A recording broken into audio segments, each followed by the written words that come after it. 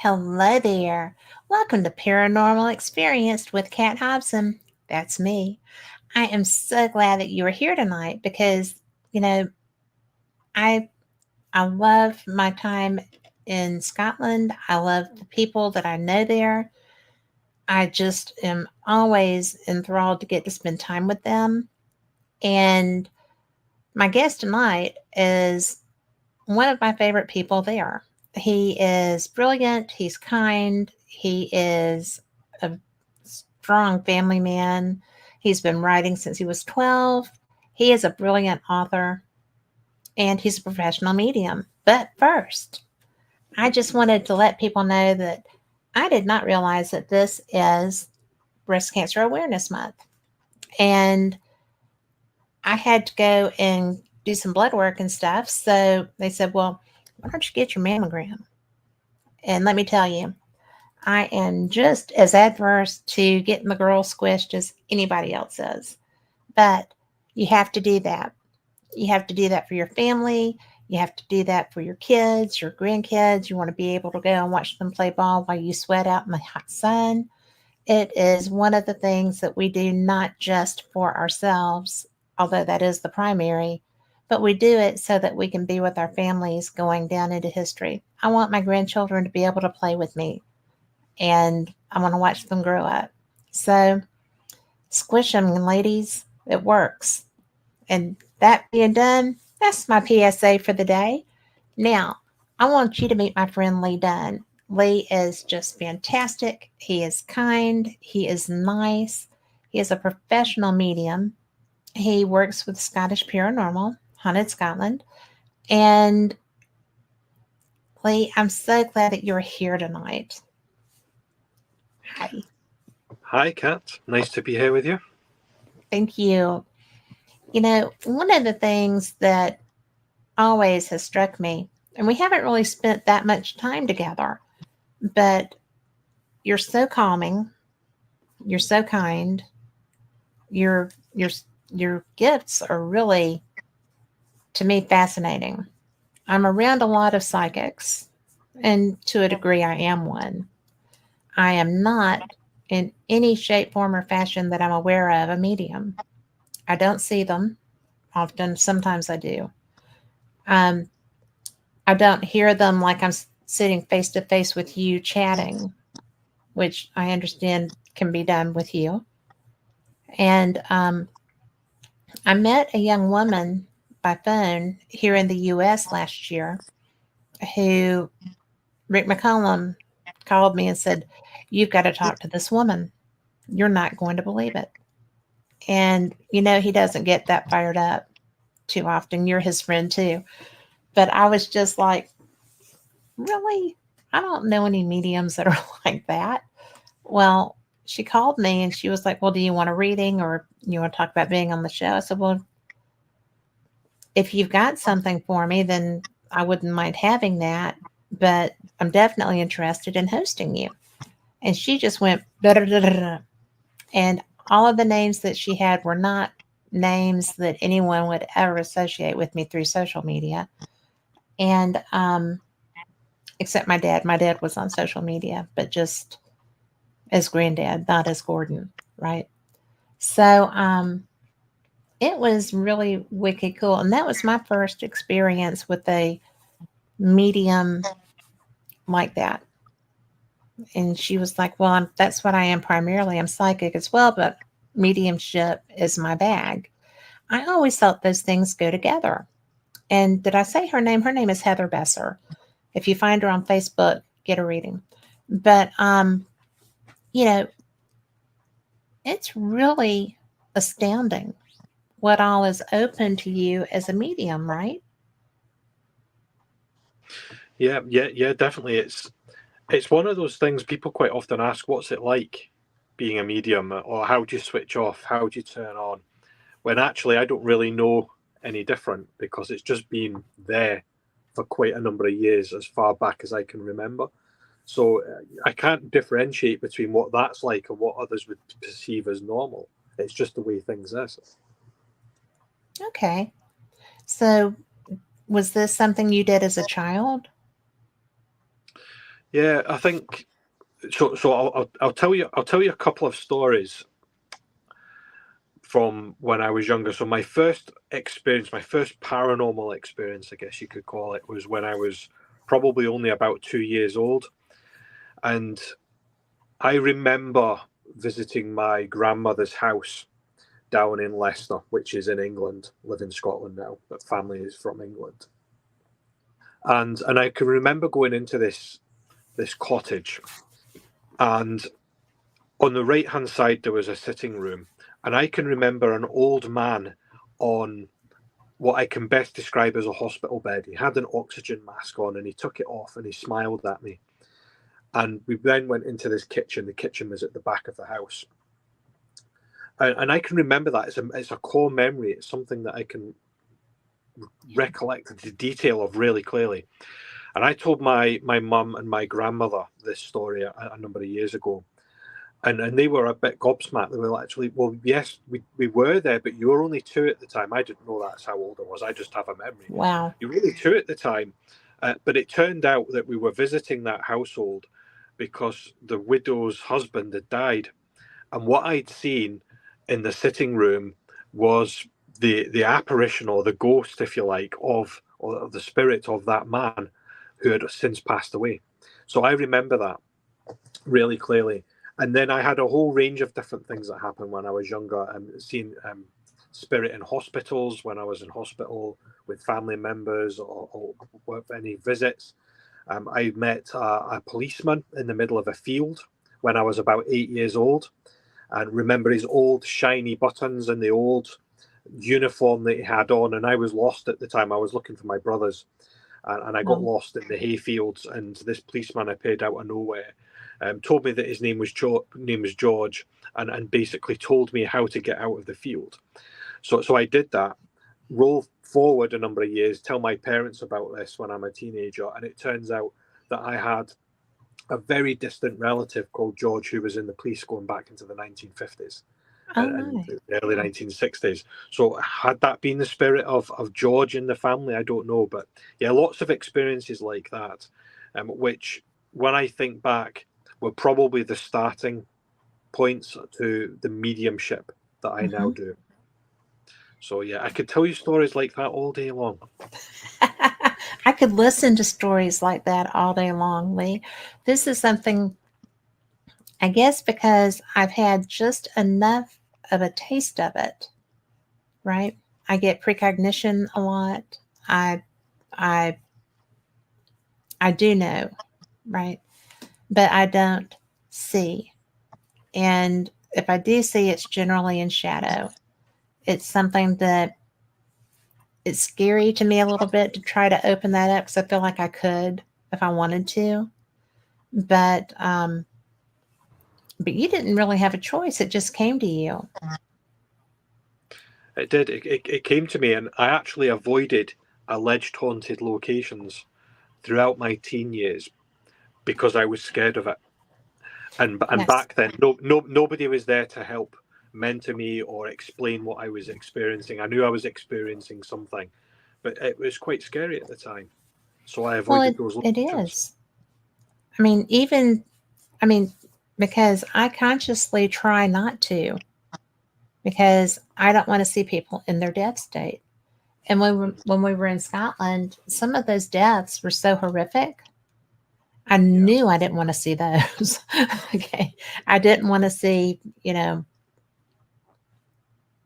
blood and gore and headless and, in pieces.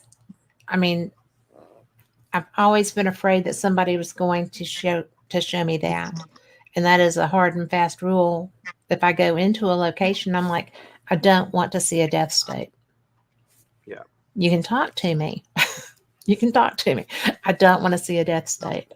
And one of the things that you were very active when you were a child, because you started writing also at 6. Yeah. And do you feel like maybe the mediumship, the awareness helps with the creativity? Yeah, absolutely. And I remember Christmas, I was probably only about maybe 11 years old, something like that. I was given my first typewriter, like an old typewriter, clicky keys and Yes. movable parts and all of that kind of stuff. And I think for me, it was just a way of expressing things that I was experiencing. So for some, they would perhaps express through art, some through music. For me, it was the written word, and trying to explore stories. And that's always stayed with me as well. And even today, when I'm talking about paranormal experiences, or if I'm on location where there's alleged hauntings, it's very much about the stories of the people that have lived there and worked there and died there. So it's beyond just the spirit that are perhaps haunting a location. It's the background of that. And for me, that fascinates me. So absolutely. And I quite often say to people, I've been researching the paranormal for 30 odd years. And I'll disclose my age. I'm 45. And they're like, so you were 15 when you started paranormal investigation? Well, maybe not investigating specifically, but research for sure, because I'm experienced on all these things, and I'm going to the library, or I'm trying to research as best as I could. Back then, the internet wasn't available, so it was in the library. It was reading. It was with books in my hand, looking at text, looking at literature, and of course, then expressing that in other literature forms that I'm creating. So that was how I got into that. So yeah, it's one of these things that's always stayed with me, and even now. So I can talk a bit more about this later if you want. So I'm writing a new book now, which I call the Codex Spiritum, which is a directory of mediumship and paranormal research and investigation.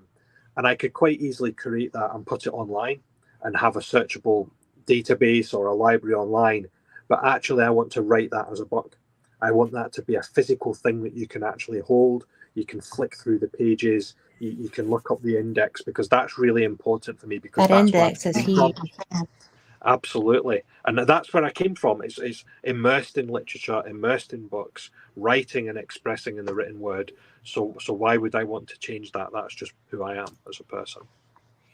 Well, and I like that. I like to have a tangible, I'm a reader.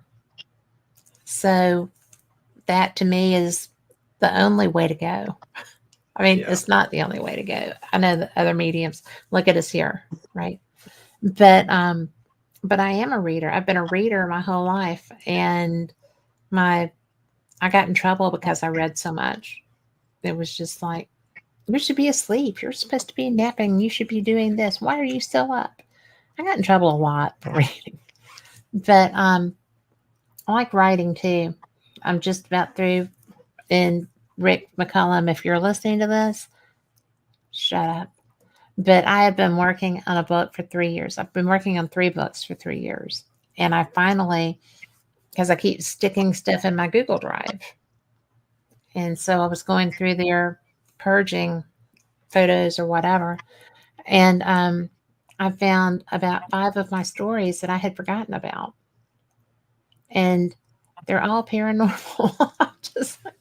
I've done a lot of stuff. I've forgotten all about that. But I think that that's why I like something written, and why, because I have your books on the way, the ones that I haven't already read, because I thought I'm just going to get all of those. And then when I come back next year, not in 2026, I'm just going to bring them with, and you can just sign them. But if you would, please. Happy to do so. I didn't mean to sound bossy. Sometimes I come off that way. I will definitely sign them for you now. So, that's something that, I try to keep up with Gregor, but my goodness, he's prolific. And it's just, y'all are such a good group of humans to hang out with. Yeah. Yeah. And Greg is the same. Ryan is the same. Yes. Rick is the same as well. And you're doing this too. We all have these experiences and this knowledge that we've gained over the many years that we've been doing this, and we want to let others know about that and give people the opportunity to learn from that as well. And I think that's why we all have that interest to put those words down on paper, because we want to express it.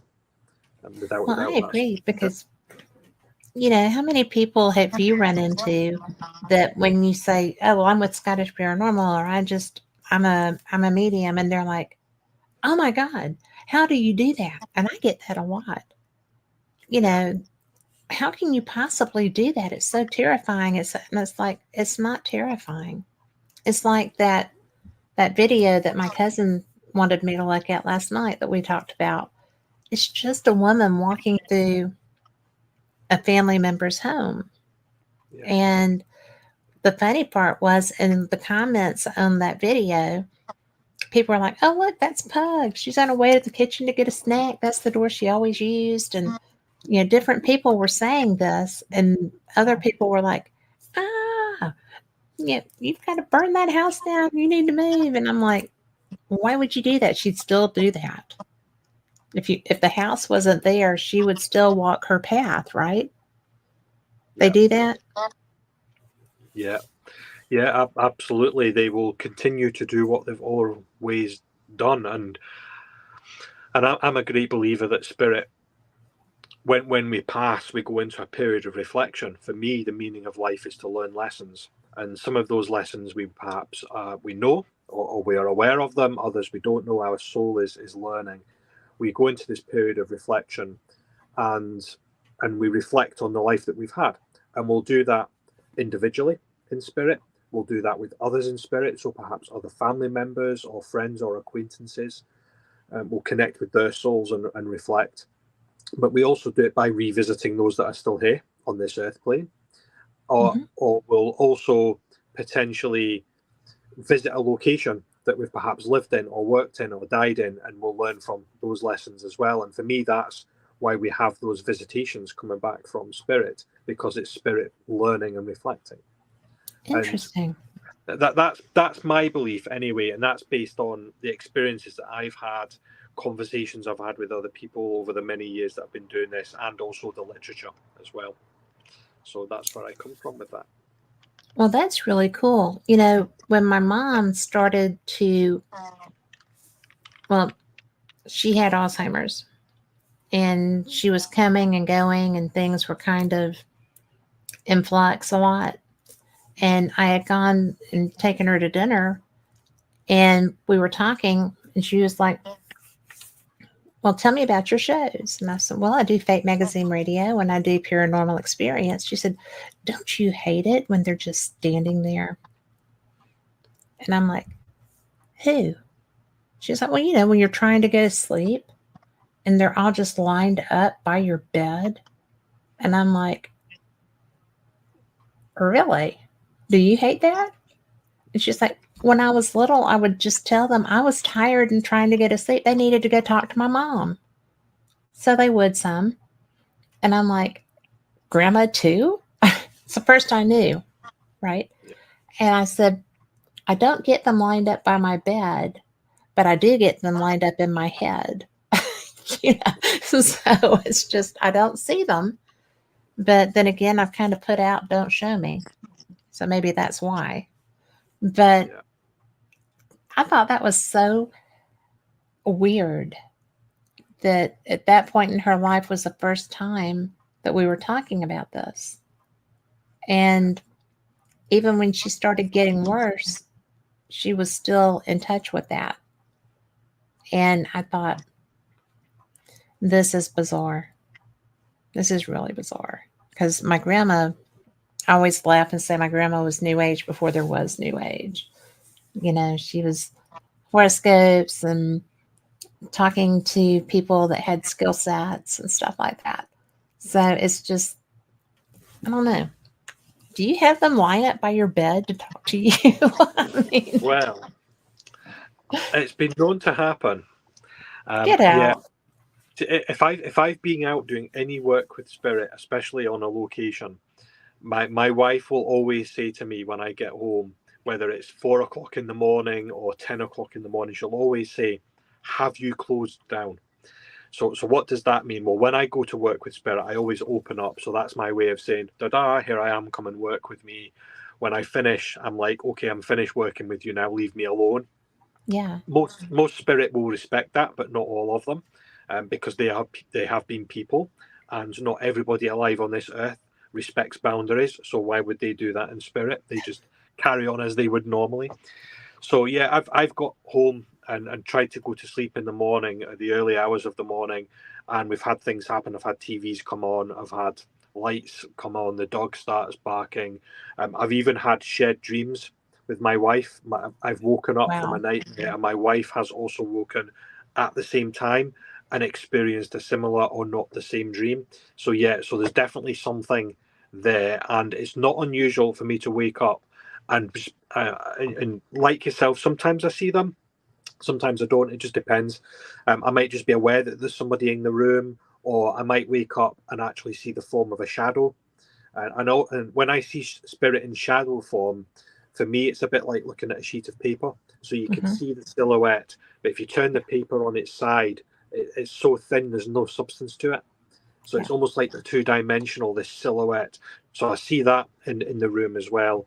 And usually that happens if I'm going to be doing a reading or if I'm going to be going on location. It's almost like spirit know that that's going to happen. And Hmm. they come They in do. sometimes days before, sometimes even weeks before. And it can build up over time. There could be a pattern.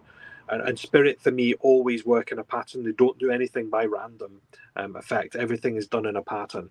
So if I'm aware that spirit visits in the middle of the night, then it means that I'm going to get a whole range of other things that happen, and to the build up of them making themselves known, whether it's on location or in a reading. So yeah, it is definitely a thing for me, and I know it's a thing Okay. for others as well.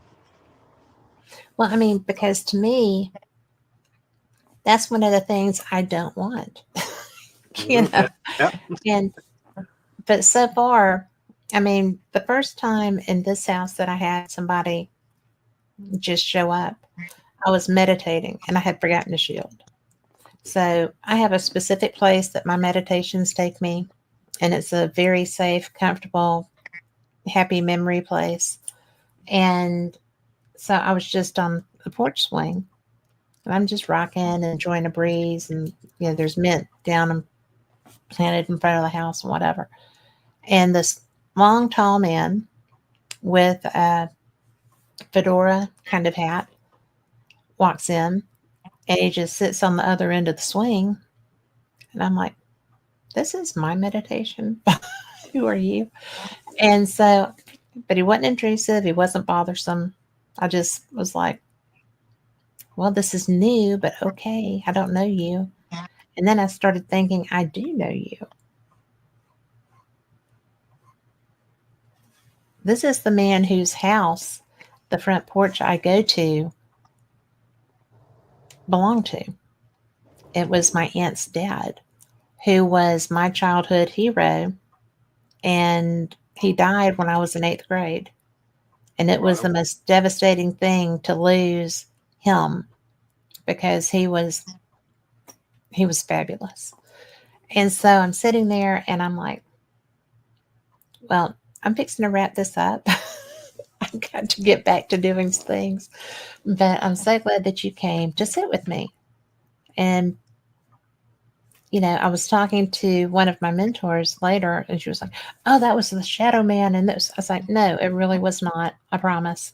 Because I didn't even put Uncle Steve there in my head. I mean, I'm just sitting on a swing on somebody's front porch, smelling the mint and, contemplating. So, but that was my first time to have somebody intrude like that because usually I do guard pretty well. And yeah. I don't know what it would be like to be you and have so many. And I guess my mom had so many, you know, but she Yeah, was talking about when she was a child, them doing that. yeah, yeah. It's like I say. I think for me, I don't really know any different. In fact, I would probably actually feel like something was missing from my life Yeah, if it stopped. And occasionally it does stop as well. really. If I'm particularly busy or with life and family or preoccupied, it's almost like it goes quiet. Or there's periods where it goes quiet. It can happen if I'm sick or feeling unwell. If my Yeah. energy is low, it's almost like spirit doesn't have enough energy themselves to manifest, or they just back off completely because they recognize that I'm not in a great place to receive them.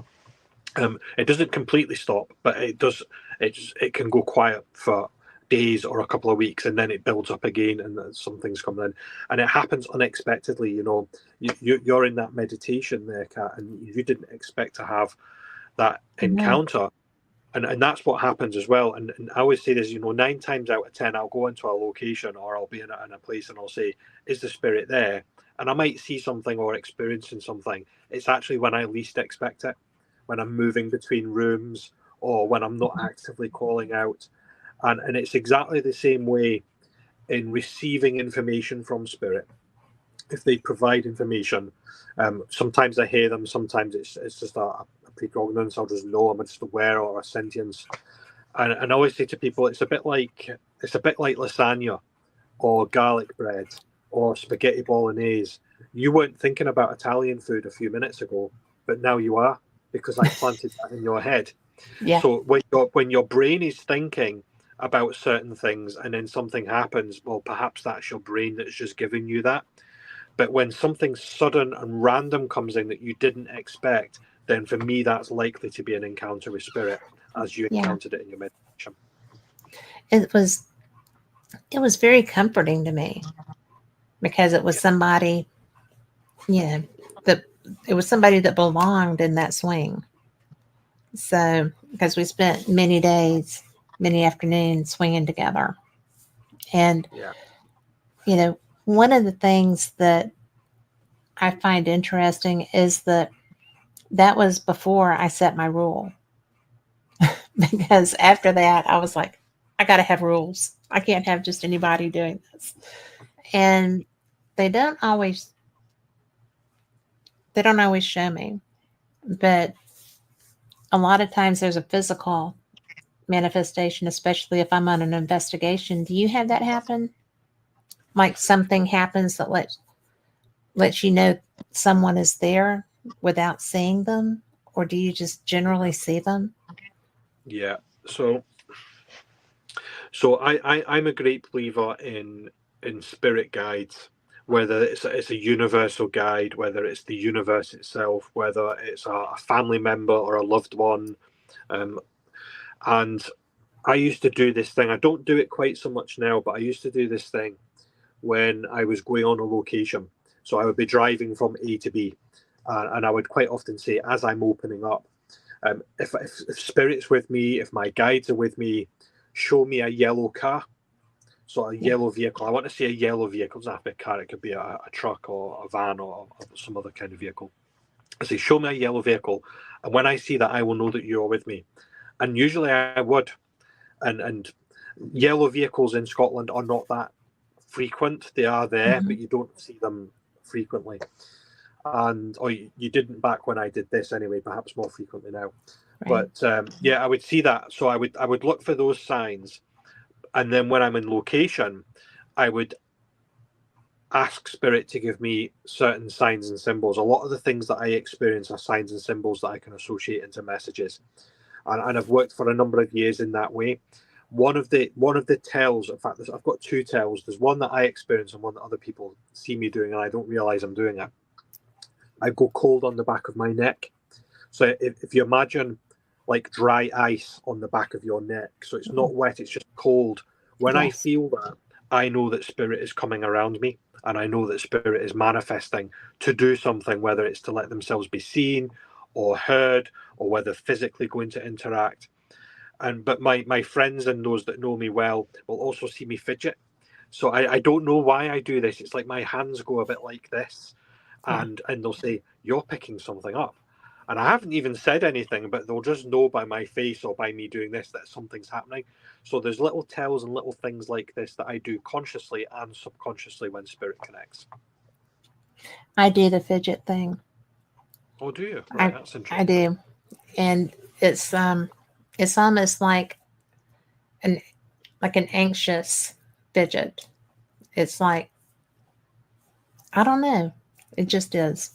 But the strangest thing I've had happen was doing a investigation, and I told there was a soul collector kind of ghost at this site, and all of the other spirits there were just like, oh, no, we can't do anything. And I was just like, you can do something because you're human spirits, and so is that.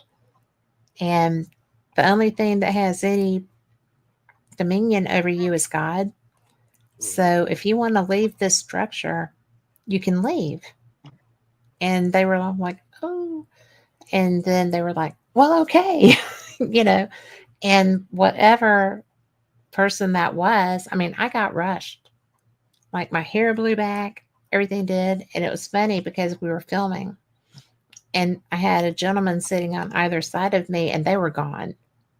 And I'm like, you just left me? Really? You left me? And it was, that was the most physical, tangible, physical thing that had happened to that point. And it wasn't scary, but it was upset. And it was not really a cold wind, it was just wind. And it felt kind of like a breath, but it was just like, it reminded me when I saw the movie years later, in Harry Potter, when the Dementor goes through him. When is it the Dementor or is it the Dark Lord? But anyway, when that goes through Harry Potter, and it's just like, that kind of thing. And I was just like, glad my big strong men stood right there with me through the end. I still razz them when I see them about that. But but they were taken aback by, I was taken aback by that. I did not expect, I knew it was getting upset because I was telling them they could go. But for that to happen surprised me. Kind of cool, but kind of surprising. Oh, they do like a surprise. Did you visit the Niddry Street vaults in Edinburgh when you were over? Did you have the chance to visit the vaults?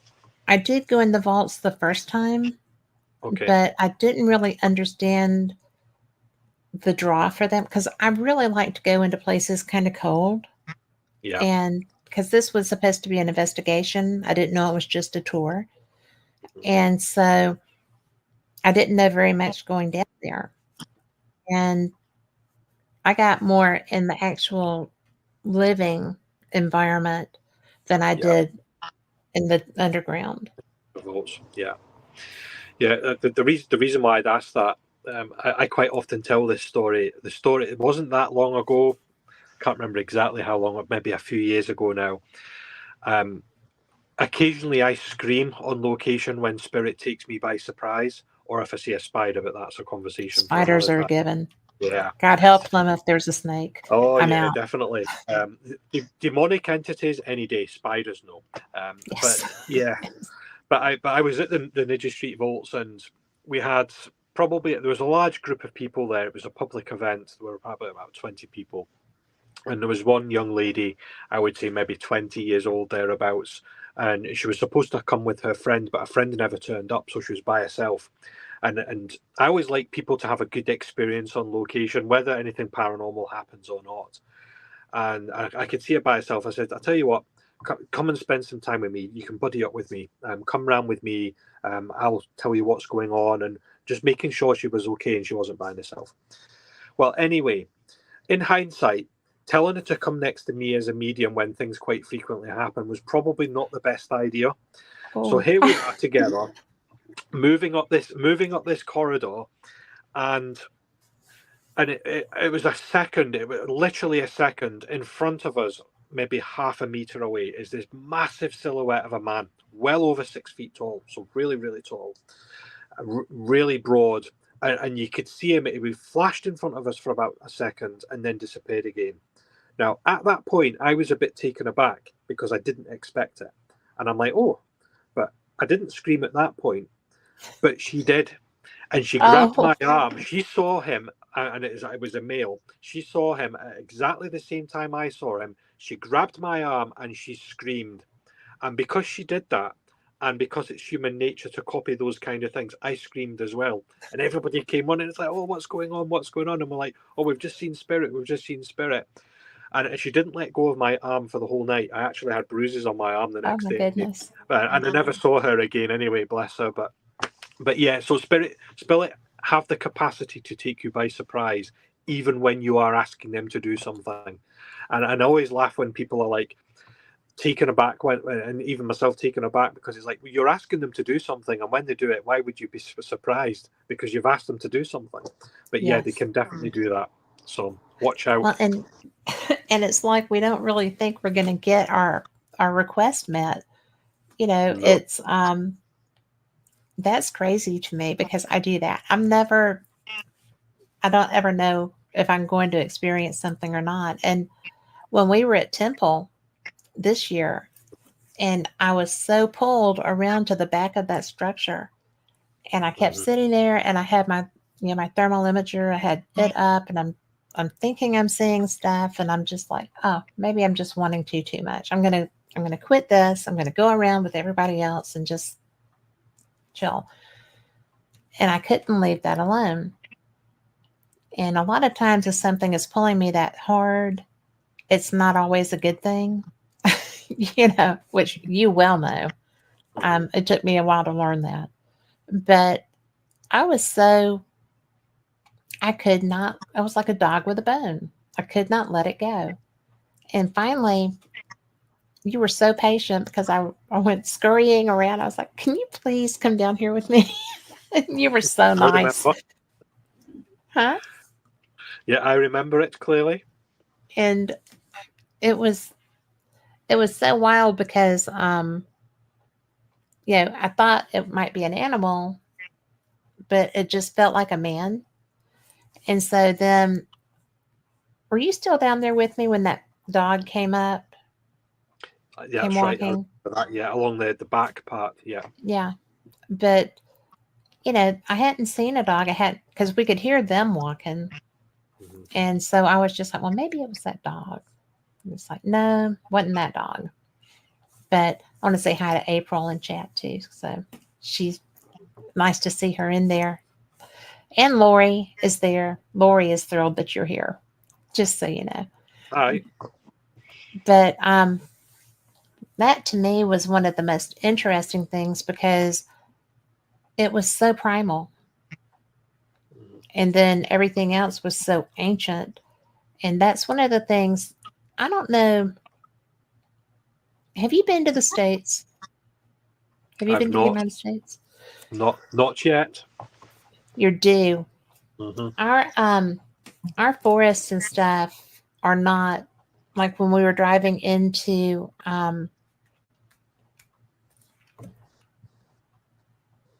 good Lord, the one that's Mingus, which, by the way, I found a Mingus Creek here that's spelled Mingus. So I took a picture of that just for Greg. But, and for everyone listening, if you've seen it in a sign or something, you're going to say Menzies, but it's Mingus when you're there. The forest, as you're driving through there, it is primeval. It is ancient. The needles on the trees are like huge in length. And I was going through some of my video from that the other day, and I thought, oh, look how beautiful that is. But when you're in an outdoor environment, or are you often in forests and stuff when you're out? Because I feel like there's a lot in your forest areas, in your natural places. Yeah, absolutely. And it happens all the time. Even if we're in a castle or in another building or another location, there's always something connecting to the land, whether it's ley lines, the energy of the land, something that's happened on the land, buildings that have been there before the 14th century castle, something even older.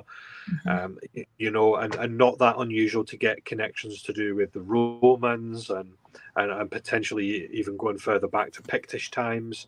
So absolutely, the land itself, the woodlands, the forests, lots of energy, lots of things going on there, and just as active as the buildings themselves.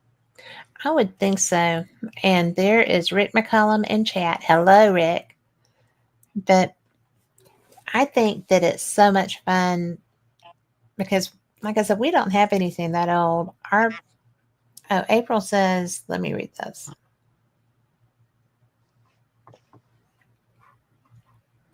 Oh, so April is a really great mom, and she has all these children. They're great too. She says that when camping in the state park this weekend, and Micah saw a tall, dark building being in the forest, and do a picture of what he saw. And she sent it to my friend Denise, her cousin. And April, was it a human figure or was it an animal figure? We'll wait on that. But I was just curious because I know kelpies are in the water. I know fairies are in glens and pretty much anywhere because they are here. But do you have anything? Have you come across anything when you were in an outdoor environment that you felt was like, oh, this is really strong and I'm not sure what I think of this? Mm-hmm. Yeah, and I always refer to them as elemental energies. Mm-hmm. But don't get me wrong. There's human souls and human spirit in those locations as well. Sure. But there's something else out there as well. I call them elementals. Whether you want to call them fairies, leprechauns, trolls, quite often captured in folklore and Yes. historic tales. So those kind of energies, yes, I've encountered them before, without a doubt. Was there something in particular that took you aback? So I'll tell you a quick story of building. You can tell me a long story. Everybody's loving your accent anyway. Yeah. Oh, good. Building. So I did an investigation at an old tower house. It's a 14th century tower house, so dating back to the 1300s in Scotland. And I was there with a couple of friends. In fact, Linda Whiteford, I think you know Linda. So I was there with Linda and a couple of other friends, and it was the start of a new year. There was a ground frost. There's been a little bit of snowfall. There was old-fashioned street lamps winding down a driveway. There's a cottage. There's this old tower house, which is a tower which is 4 stories high. And it was a scene like out of the Chronicles of Narnia and The Lion and the Witch and the Wardrobe. Oh, yes. It was magical. It was magical. And we stayed in the tower house, and it was the most bizarre energy. The land itself in the tower house, it was just really strange. And I'll cut a long story short because I could talk about this all night. Each floor in the tower house had an internal phone system. So you can't phone outside of the building. It's literally like an intercom. So you can talk from one room to the next. Internal only. And there was about 5 or 6 of us there. We're in the 3rd story bedroom, and the phone starts to call us. The phone's ringing. And it's like, well, that's odd because there's nobody else in the building and we're all together in this one room. So everybody's like, who's going to answer that? And I'm like, I'm not answering it. So anyway, somebody else answered the phone. And you could hear this growl down the phone. So my friend slams the phone down, and we're all a bit like, oh, that's a bit weird. And, you get to a point in an investigation, don't you, sometimes, you're like, time for a break. Let's have a break. This was one of those times. Let's have a break. So a couple of people went down to the 2nd floor, which was where the Great Hall was. Myself and somebody else went down to the basement, which is where the kitchen was. And we were making coffee and tea, and I said, I'm going to call that bedroom back on the phone and see if anybody answers it. So I phone it, and it's engaged. It's like, that's strange, that's engaged. So I put the phone back down in the kitchen, and then the phone starts ringing again, and like, oh no, this is bizarre, something's going on. But the other thing as well is the place was covered in dead flies. There was flies everywhere, dead flies, and we all felt really odd. We stayed the first night. It was a 2-night event. The first night we all slept in separate bedrooms. In the middle of the night, I could hear children crying. I was aware of a presence in the room. There was a lady at the bottom of the bed, talking of people being in the bedroom at night, so the bottom of the bed, spirit of this lady. But we also had these strange wet footprints on the stone staircase. And we were out in the grounds. There was a stream under the ground. The land itself felt really bizarre. Anyway, we captured all of this. And I sent the case to a demonologist friend. And he looked at it, and he actually thinks that we had an elemental energy, and possibly the elemental energy of a troll. And it turned out that there's a what we in Scotland we would call a burn, which is a small stream. So there's a stream under the tower house. The tower house is built upon this, and we think there was a water elemental or a troll, because when we were doing the investigation, I'm also seeing, and I'm seeing this psychically, like a washing line that you would hand your clothes you're washing on, but I'm seeing animal skins hanging from it, and I'm seeing this little man with wooden teeth and a knife, and he's holding it up at me, and I'm thinking, this is the troll. This is the troll that my friend Chris had spoken about. So, you know, just really, really strange and bizarre. So yeah, I've encountered energies like that, land and building, non-human souls and non-human spirit, are definitely a thing. They're quite rare, but they are out there for sure. Well, I'll tell you, relevant to kelpies and trolls and fairies that are, you know, elemental spirits and stuff. When I was there the first time, I bought children's books for my grandchildren and brought them home. And I'm so glad that I read the first. Because the stuff that y'all write for your children is terrifying. It was so funny. One of them was on kelpies, and I knew the history of kelpies, but I didn't think that a children's book would be full descriptions of what kelpies do. And so they're sitting in my dresser in one of the sideboard cabinets, because I'm like, no, I can't read these to these children.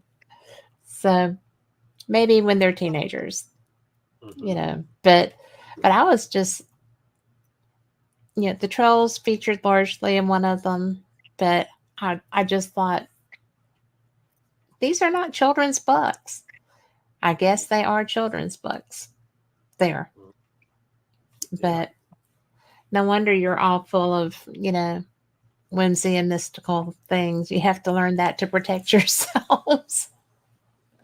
So yeah, definitely. And you know, I always say to people as well, even if you've investigated or been to a location many times before, there's always the opportunity to encounter something new that you haven't encountered before. You have to be prepared for that. You know, Greg always laughs at me because he's like, that's so far. Y'all don't have a way to go that far. I'm like, trains, but you have to find trains that stop where you want to. Yeah, you have to go where the trains are or the buses. But I sent him a thing and said, how do I get to Orkney? So is that how you say that? Orkney? Yeah. But I was like, how do I get there? And I know that poor Greg Stewart, every time he sees a message coming through from me, goes, oi, no, what is she wanting to go do now?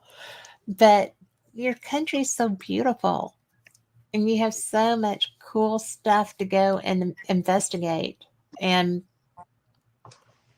you have so many legends, and you have so much rich history. Do you, when you go to a battlefield, do you see the battle? Yeah, I've had that before. Not necessarily seeing it happen, but being aware of something that's happened there. So perhaps I'll see things associated with a battle. So I might hear noises or screams, the shouts. So you can imagine the amount of noise you would have had on a battlefield, and you know, not battlefields with musket and gunpowder, battlefields with axe and sword. And I have seen apparitions on battlefields, but only split seconds. I haven't seen full formed apparitions on a battlefield. But sometimes it's, you know, you can just stand in there. It's just the energy of the place. You can feel it. There's a place near where I live called Sheriff Muir, and it's up in the hills. And I quite frequently go there with the dog. We'll go for walks and things. And there was a new area that I'd never been to before. And I'm walking around and I'm seeing that stuff. I'm seeing things like blood. I'm hearing noises. I'm aware of a man following me in spirit.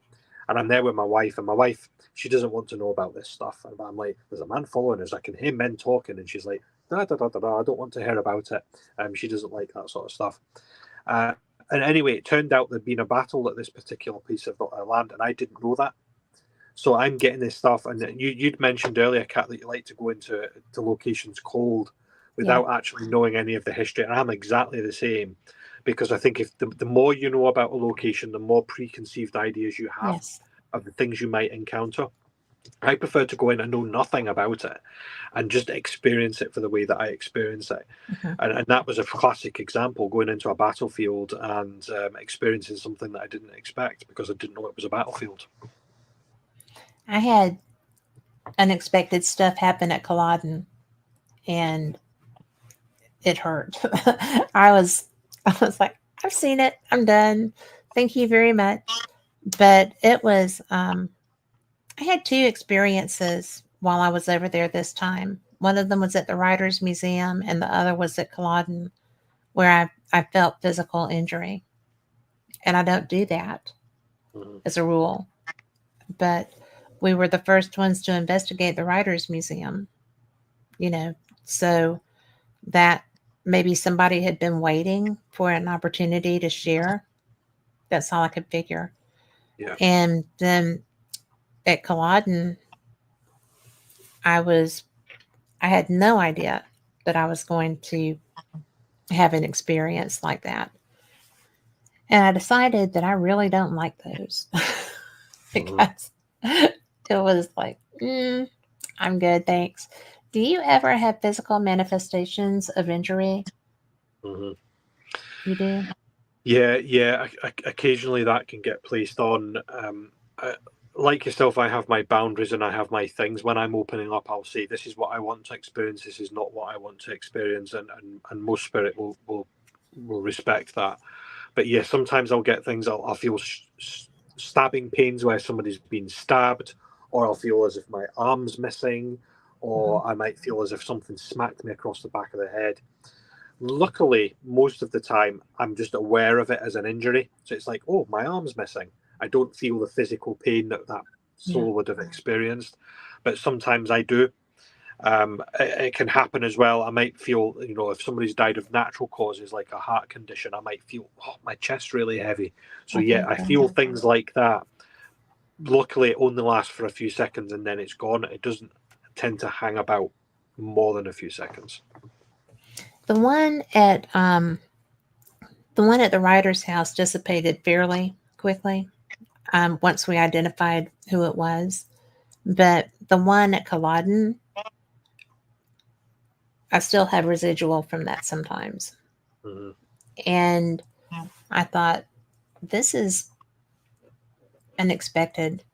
It felt like I got shot, but with something about that big around. Okay. And it was just like, no, I'm not in this battle. I have a side, but I don't tell people what my side is. I just do walk through places. I'm not going to discuss which army is who when I'm on a battlefield. But Liam had told me that at this one particular clan marker that stuff happened. And well, he just said in this area, he didn't say which one. And so he said to let him know if something happened. And it never dawned on me that getting shot was what happened to people. And I still don't know if it is, because I just kind of took that one home with me. I didn't want to talk about it anymore. But now I'm here, I feel like I can do that. But it's amazing. And there's so much rough and scary history in some of these places. Some of the battles are from primal time period, primeval times. And now, you have the Jacobian stuff, historically speaking, is rather young, for the history of Scotland. And is that where primarily the period that you feel when you're out? Mm-hmm. Yeah. So normally the kind of things that I would get will probably be 1700s, 1800s, 1900s, and thereabouts. I don't tend to go much earlier than that, though it can happen. So earlier on, I was talking about the soul going into a period of reflection. So for the vast majority of souls, I think that you would reflect on the life that you've had. Some it would happen really quickly, maybe 50 years, 100 years, perhaps a couple of 100 years. But for the majority, after a few hundred years, they've learned those lessons, and something else happens. You stay in spirit, or you reincarnate, whatever your belief system is. Something else happens, which is why I always say that that's, for me, one of the likely reasons why you don't see many spirits going back to like the 900s or 850 or 750 or Right. early centuries, because they've already reflected and gone back. So that's from a spiritual perspective. But from a haunting perspective, and a ghost, and I always differentiate spirit and ghost differently. So for me, a spirit is an intelligent soul that can interact, whereas a ghost might be a manifestation of residual energy, for example. So your battlefield is a classic example. Stone tape theory, or an imprint of energy for a tragic circumstance which has captured that. So you might be experiencing, for example, with the gunshot, spirit might be giving you that because they're reflecting and thinking of this, so you're getting that. Or it could be that you're picking up on the residual energy of a tragic event, so you're feeling that residual energy. So there's two different things going on. So the residual energy for me can be much earlier. You could be going back hundreds, maybe even thousands of years with residual energy. But for spiritual energy and encountering active spirit that are intelligently haunting, for me it tends to be much more recent. Yes. Yeah. And you spoke about the rich history in Scotland as well. And I will confess, I've not been to Orkney, and I've not been to the Writers' Museum either, so I'm incredibly jealous. But you've got to go. I know I need to go, but I live in Scotland, and I've just not had the time to go to all of these places, because you're right. On the doorstep, there's literally places 5 minutes down the road. So I've still got quite a lot to see. So the next time you're over, we'll do some together. I would love that. I'm all about getting new experiences and seeing new things. And April has when someone dies, can they broadcast their instant death experience to someone in the past, present, or future? Mm-hmm. Okay. I believe so. Yeah. That's interesting. The past is an interesting one. Greg and I quite often have a debate over time travel, but again, that's a conversation for another day. But I've encountered spirit, and they can show themselves in different time periods as well. So, and I've also had spirit appear in black and white. So yeah, I do think that they can broadcast, they can connect instantly, they can make their passing known to others, and they can do that in different time periods, or what you'd perceive as a different time period. Absolutely. Who would they be interested in showing that to? So I guess it depends. So loved ones, perhaps, or if there is somebody close by whom is open and sensitive. I always say spirit are like water. They take the path of least resistance. Yeah. So if there's somebody close by, spirit will be like, oh, they can experience something that I can give them. I want to communicate. So you might pick up on that. You don't necessarily even have to be connected as a family member or a friend or an acquaintance. So yeah, it could be anybody that's close by, or it could be a loved one, and they want that loved one to know that they've passed, and lots of different reasons as to why that might be the case. She saw his dad, saw my dad when she was 13, but he didn't die until she was 15. Mm-hmm. Yeah, it's possible. That would be clairvoyant. Yeah, who has the authority or the expertise, I guess, to say yes or no to these things? You have to be open minded, You and do. the vast majority of people watching this have probably had some kind of personal experience or interest. So yeah, so anything could happen, and I've had spirit connect before they've passed over. I did a reading for somebody once, and her son came through, and I spoke about her son and gave the name, passing details, they'd been in a traffic accident, all of those kind of things. Anyway, at the end of the reading, so this is about 30 minutes, 40 minutes long. At the end of the reading, she says, I really appreciate that, but my son's not dead. He's still alive. So I'm like, oh. Well, so I'm instantly Oh, thinking, I'm a bit of a rubbish medium then. But she's like, no, everything you got was spot on. It turned out her son had been in a road traffic accident, but was in a coma. And he was physically alive, but oh the my doctors were gosh. about the doctors were about to switch off the machine, which is why she'd got the reading. So for me, his body's physically alive, being kept alive on respirators and machines, but his soul had already passed across to spirit. So that actually gave her an incredible amount of comfort, because what I described was basically what she felt. She knew that her son was away, that he was no longer there. So Yeah. so April's experience of seeing connections to do with her father before his passed, absolutely that could have happened. That's so interesting because you don't think of, or I don't envision that being a thing. So I'm glad Yeah, that you explained that. yeah. Yeah, and I mentioned earlier on as well about seeing spirit in black and white, and I'll tell you this story as well. So this was another reading that I had done. A lady in Stirling, so central Scotland, not far from where I live, and a man came through. If I recall, I think his name was Stuart. He was a grandfather that came through, and I was describing him, and I could see him, but it was black and white. And I'm like, I don't know why. This is the first time I'd experienced spirit in black and white, because normally I would see them in color. If I Sure. see them, if it's not a shadow and I see the physical features, it's in color. So I'm like, I don't know, his band's black and white. So I'm describing them, and she says, "Oh, wait a minute, I'll go upstairs." So bum bum bum bum bum. She goes up the stairs. I can hear something happening. A few minutes later, bum bum bum bum. She comes back down the stairs. She has this photograph. So she'd never met her grandfather. He died before she was born. Okay. The only physical thing that she had to show what he looked like, because she had no memory of him, was an old black and white photograph. It was exactly how I was seeing him. So her grandfather had shown himself to me in a way that she would understand, because she could Yes. see the black and white photograph.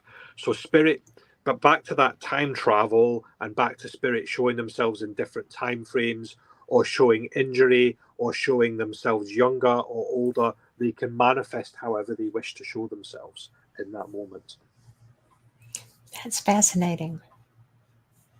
And, you know, it's so clever too, because um, it was, it's so individual. And the fact that they know if I don't do it this way, they're not going to get it. Yeah. You know, it's it's just like with my meditation guy. If he hadn't had the hat on, I would never have gone to Uncle Steve, you know, Yeah. because that's how he always wore a hat. So, Yeah. and Rick says that you nailed it when he asked if you could tell him where the woman's voice was coming to him, Mm-hmm. or where the woman's voice was that was behind him. Yeah. So, you know, do you ever wonder? I'm going to give you a little razz here or there, but when your friends who know how good you are at doing this, and who sometimes seem surprised when you know things, does that just kind of make you go, really, guys? Or is it Yeah. just kind of like, yeah, I showed them, I knew that? Yeah. I'm just laughing to myself there. So So when I was a teenager, I tried to tell my friends and family as well to an extent, but certainly friends, that I was aware of things. And I just used to go around saying random stuff to them that I was getting, and like, he's a bit weird, that guy. He's a bit strange. And then I started to tell some of my friends things that I couldn't know, and I spoke about their loved ones in spirit, and now they are aware. I've done quite a few readings, or I've messaged people that I would know from my childhood that I haven't seen maybe for a number of years, so they know what I do. The more I know somebody, the harder it is, because my own imagination starts to jump in. It's back to that Italian food thing, Yes. I did a reading for my parents once, and I was reading my father, and I kept getting moving house, moving house, moving house, and I thought, Mum and Dad are not moving house, so I never said it. And then after the reading, he says, "I'm surprised you never told me that I was moving house. We just haven't told you yet." So I'm like, damn, because I knew that I was getting that, but because I know my mum and dad, I'm thinking they're not going to move house, so I didn't say it. So it's like going into a location cold. It's easier to read somebody when you don't know anything about them, because you don't second guess the information you're getting. You can just how it is. You can just out with it. Yeah, it gets me into trouble sometimes though. Yeah, if I'm in the supermarket and I start doing the fidget thing with my hands, and my wife's like, what's up with you? And I'm like, I want to tell that young lady on the checkout that she's pregnant. Apparently that's not the sort of thing that you can do. She's like, don't you dare say anything, don't you dare. And she walks away from me. But yeah, I've got into trouble with that, because you don't know how somebody's going to take the information. Most people are open to it, but not everybody. So you have to be careful with that. Well, you do. And, my problem is that if somebody asks, then I can't help it. And it's so funny because I will not, like, randomly, I won't just read somebody. Again, no death states, there are rules, you can't do this. But if somebody comes up and asks me something, and I'm just like, why would you ask me that? Especially because I don't tell anybody, right? I don't bill myself or anything. And so it drives me crazy. That's when the fidgets start. And I'm just like, why would you ask me this? Well, and I had one girl say, because I really need to know. And I was just like, no, you really don't. No, don't ask me. And it really is, it's weird because you almost are compelled to answer that. And do you get that compulsion? Yeah, and that's the bit that gets me into trouble sometimes. I'll just know that I want to say something. I was on the subway in Glasgow a couple of years ago, and there was a man. You know what it can be like on a subway. Sometimes you're packed in, and there's a man quite close to me, and I knew that his father was in spirit, and I just had this overwhelming urge. I just needed to say, "Your dad's with you, and he just wants you to know that he's okay." And that was it. And I thought, mouth closed, keep my mouth closed. And anyway, a couple of subway stops later, I'm about to get off the subway, and I thought, I'm just going to say this. I'm going to be brave and say it, but I'm going to do it as I'm getting While I'm getting off. Yeah. And I said to him, I said, oh, by the way, your dad's with you. I can't remember what the name was now. And I mentioned the name, and I said, he wants you to know that he's with you and he's fine. Anyway, I get off the train, and I turn just as the doors are sliding shut, and I could see the man standing like looking at me like this. So yeah, there was another story with the police, but I won't go into that one as well. But yeah, Oh my! So, unless you want to, because I did say that I'm happy to talk about anything. I so want to. Yeah, I do so want to. That. Yeah. Oh, my light's just gone off. It's gone a bit dark. But yeah, so yeah, and you're absolutely right. People come up to me all the time, people that I know, and strangers as well, and they'll ask me to tell them things. And I think sometimes people want to know because they want to know something, but sometimes they actually want to validate something they're already thinking. Yeah. But you have to be careful, because you don't always get what you ask for. And I always That's make that true. clear to people. You know, a classic example, one of the top questions somebody might ask me is, am I going to move house, or am I getting a new home or a new car or a new job? And I'm like, sorry, no. And they're like, oh. And I'm like, well, you did ask me, and I told you you're not getting one. You have to wait for another 2 years before you get the house that you want. And they're like, oh, right, okay then. And they get a bit annoyed because that's not the answer they wanted. They wanted me to say, yeah, you get a new house next month. Well, actually, no, you're not. I can only tell you what spirit gives me.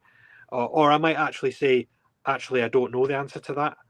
And, you know, that's the thing as well, because I'm only human as well. I do not know the answer to every question that somebody poses to me. And, you know, people send me messages, can you tell me where my car keys are? I've lost my keys. No, I don't know where your car keys are. Get an air You know? tag. Yeah, if spirit was going to come and tell me things, they're not going to tell me where your car keys are. They would tell me the meaning of life or something much more profound. So yeah, so that is a thing. Sometimes. Sometimes. I still haven't gotten the meaning of life answer. No. So, It's of course, I'm for not everyone. you either. That's the problem. Yeah. Everybody has their own meaning. Exactly. So, Yeah. we're either Potentially lots of meanings, you know. The meaning of Yeah. life for somebody there could be 20 meanings of life for somebody, whereas somebody else might have 5. And April says, or like me, when someone on this show told me I was moving after I had just moved a few months before, and they were right. That must have been you, Lee. That one wasn't me. So, but you know, it's so bizarre because I'm not very good at doing my own thing. Do you know for yourself? Oh, well. So yes and no is the answer to that. So the big answer is no. I can't predict things for myself. I don't know why that is the case. I just can't do it. I Probably think it because I keeps us know honest. and I know myself too well as well. So it's back to that, you know, cold knowing things. So I know Yes. myself too well. But what can happen sometimes, and this is really bizarre actually, and I need to investigate this more. I need to speak to other mediums to see if this happens. Maybe if anybody's watching, that they can comment. Sometimes when I do a reading, or if I'm on location, or I pass on a message, I might say something to somebody, and what I tell them actually ends up happening to me. You know, and I'll just pick. This is just a random example that comes to mind. I might say to somebody, keep an eye on the tires on your car, because you're going to have a puncture. There's going to be a flat tire or a puncture. Literally a couple of hours later, I'll have a flat tire or a puncture. So it's almost like I'm seeing stuff, and because I'm reading them, like that's for you, when actually no, it's for me. So that happens occasionally as well, which can be a little bit, I'm not quite sure if I like this sort of thing. Well, the good thing is that you don't know it's for you when you're doing it. So exactly, yeah. You know, that's just kind of the balance, maybe. Exactly right. I think that it's so funny, but I do find it very disconcerting and especially if it's not someone who knows me, right? It's just somebody that comes up and says, "Oh, you would know this," blah, blah, blah. And I'm like, "Why would you think I would know that? I am not a psychic. I mean, why would you ask me that?" And especially if it's something personal, I'm just like, why would you go away? No, don't ask me this. Because I'm always afraid too that I'm going to be wrong. Yeah.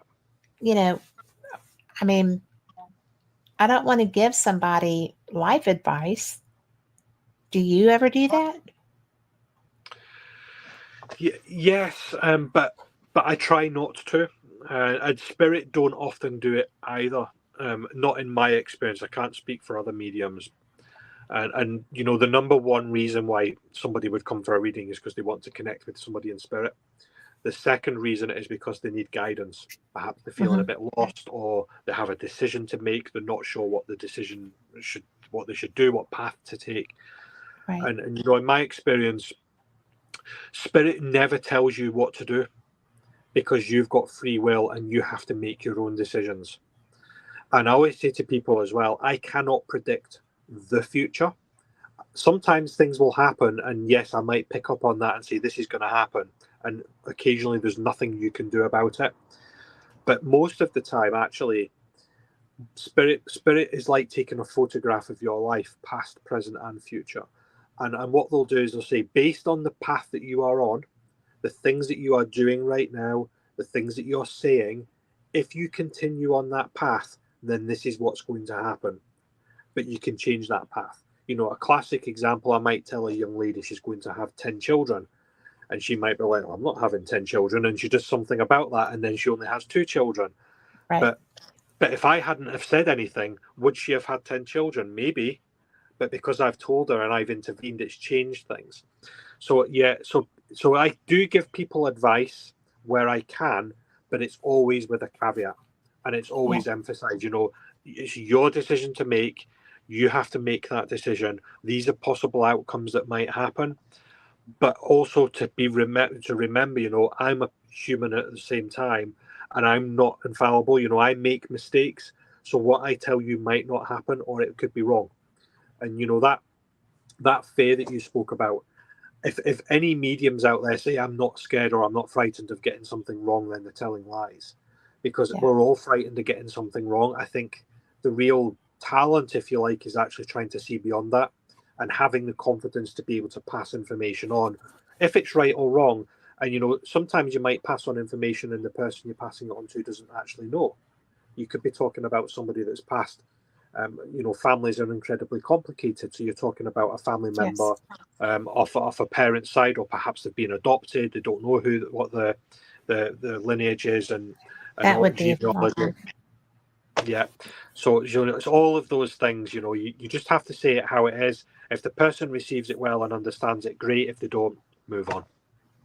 Well, I just try to get out of it. Because I don't have the confidence level to, you know. But one of the things that somebody came up to me and did that about was intensely personal, and I was just like, why would you even tell me that? Much less ask me to guide you on that. No. So, have you ever been, Lori? Did you hear about our experience when we were at Bannockburn? When Lori always asks every time we investigate, do you recognize my energy? It was like, oh yeah, you killed me.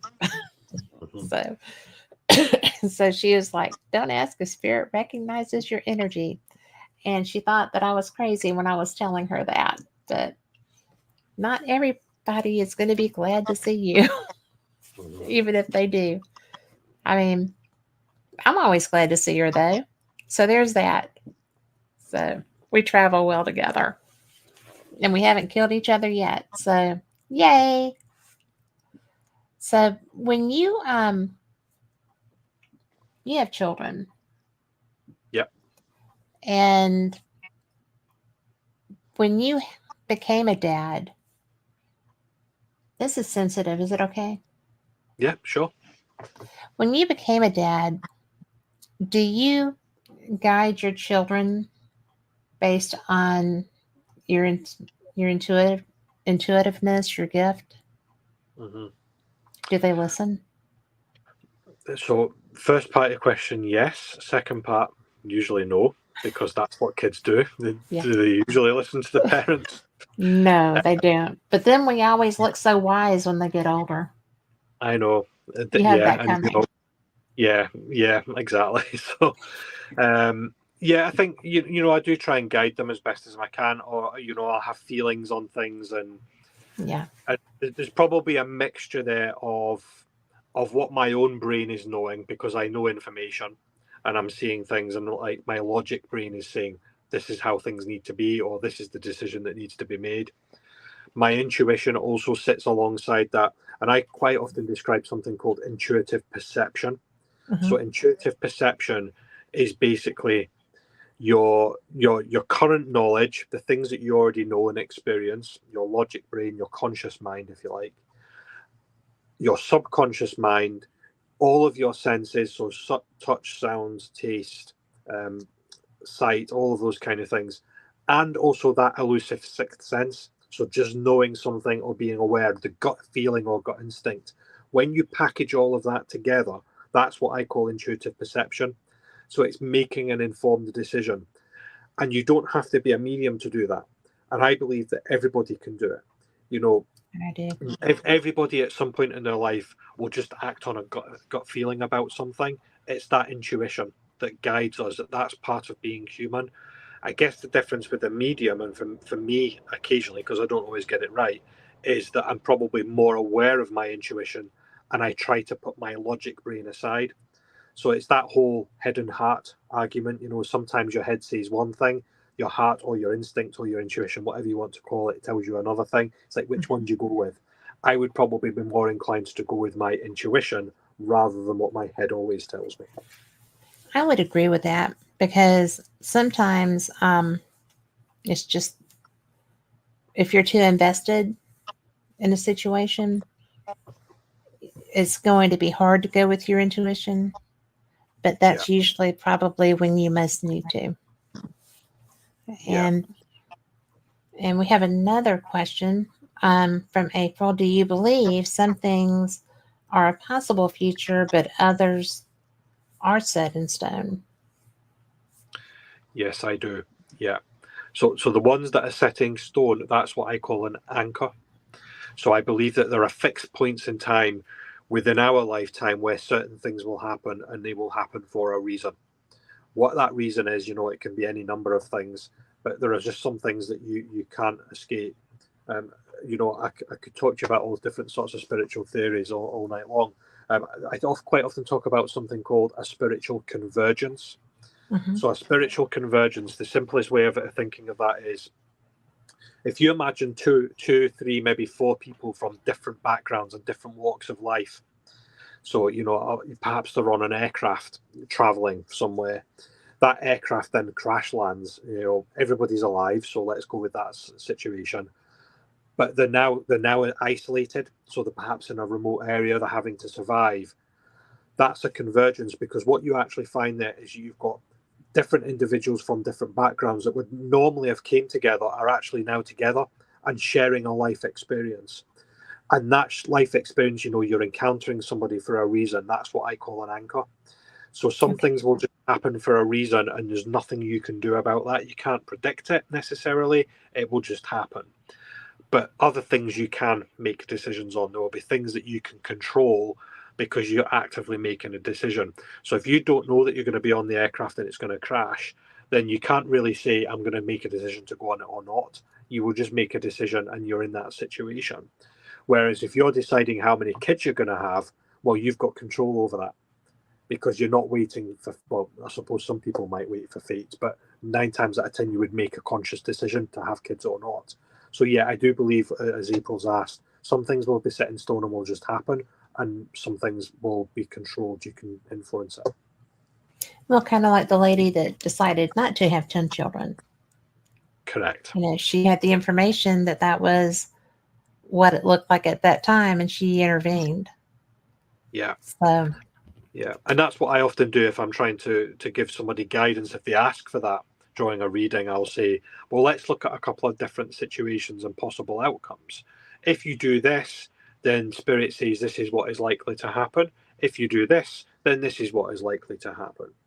But usually there's actually a third choice, because people are trying to use their logic brain to make a decision. It's like, do I do this or do I do that? It's like, which of those two things should I do? Actually, sometimes the best thing is to do nothing.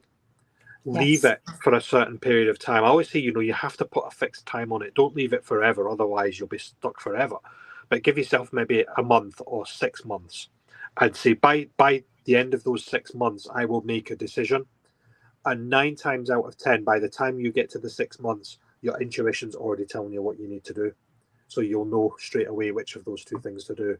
But 6 months ago, you perhaps didn't. So you have to allow your intuition to build up over time. Well, I'm the world's worst about, if I don't want to do whatever it is that my intuition is saying, I will put it off indefinitely.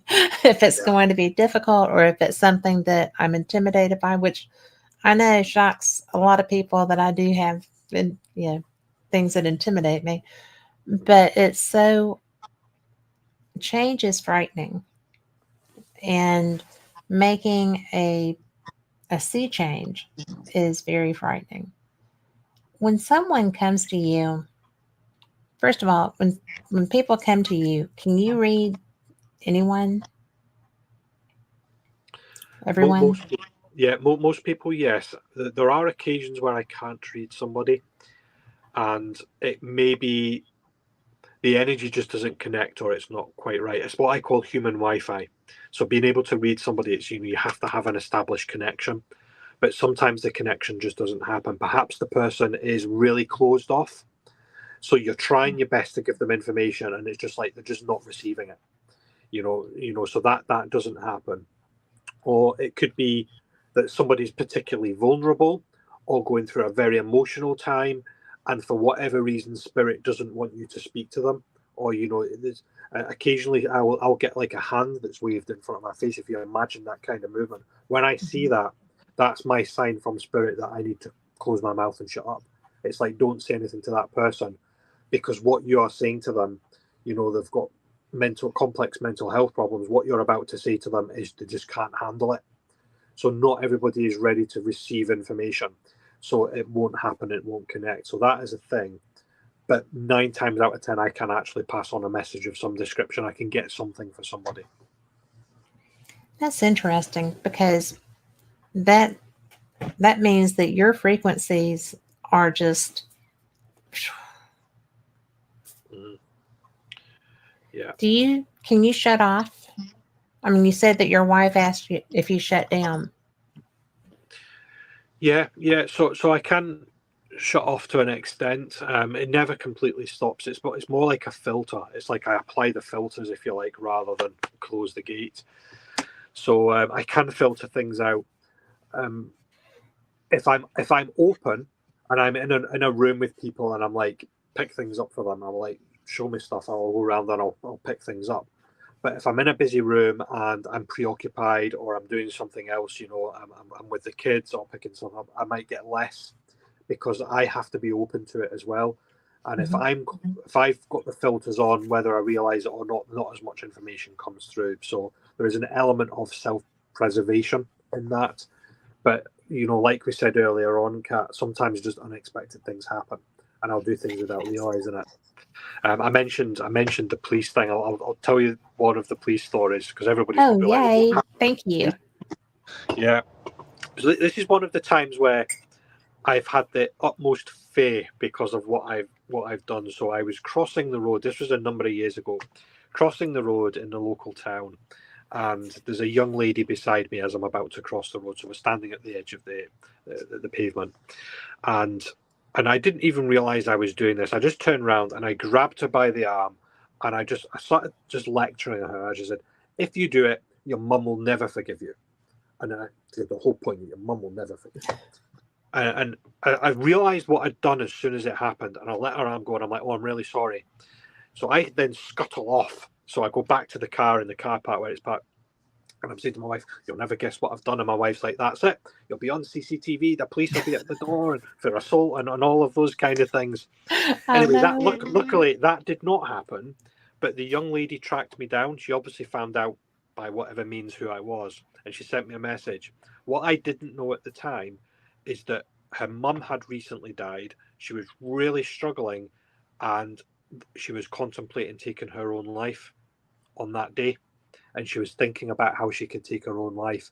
So for me to stop her and put my hand, physically touch her, which I would never normally do, physically touch her and say, "If you do it, your mum will never forgive you." That just came straight out of my mouth without realizing it.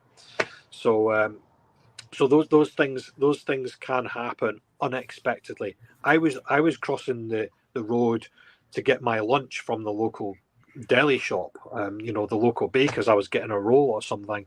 I wasn't expecting that, and it just happened instantaneously. I wasn't open. I wasn't necessarily closed. I was just being me, and it just happened. That was such a blessing, though. Yeah. And it happened for a reason.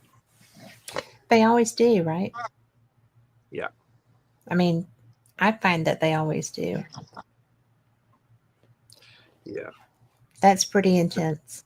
even if you don't always realize it at the time, so these things are said or things are done, and it could be weeks or months later before the consequences of that actually come out.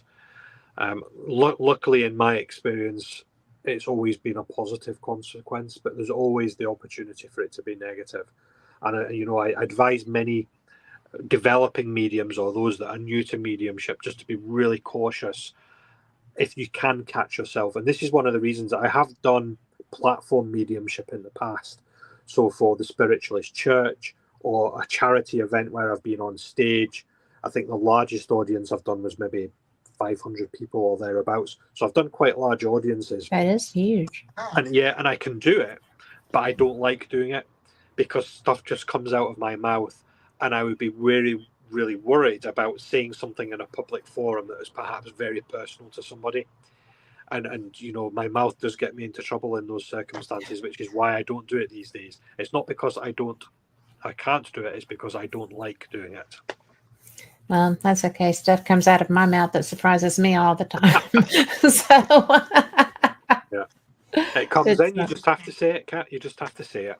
Well, it always is a surprise. Not always. Sometimes I'm like, well, like I told you, I can't say that. I had a lady that asked me for a reading, and I'm like, she worked at my doctor's office. I was going in. I'm like, why would you think I do readings? I mean, seriously. And one of the girls that works with her knew that I was a paranormal investigator, so I guess she thought they went together. But not every ghost hunter is a psychic, just so everyone listening knows that. But it was so funny because, yeah, I went and did my appointment, and I was coming out, and I was just walking right by her. I wasn't going to say a word. I was done, and it wouldn't let me go out the door. And it was so rude because I was just like, this is not me saying this. Okay. You asked for this. And it just, suck it up, Sally. And I'm so sorry. I'm so sorry. And so I turned around, and she let me get back to the door. And she said, you want to know about Sally? I was like, there's a Sally?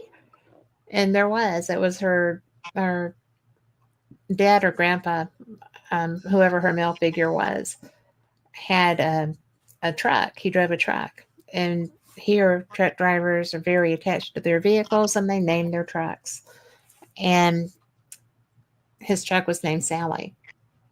And anytime when they were little and they would whine about not wanting to do chores or whatever, he would always tell them, better suck it up like Sally. She just sucks that up and gets right up that hill. You better be sucking it up too.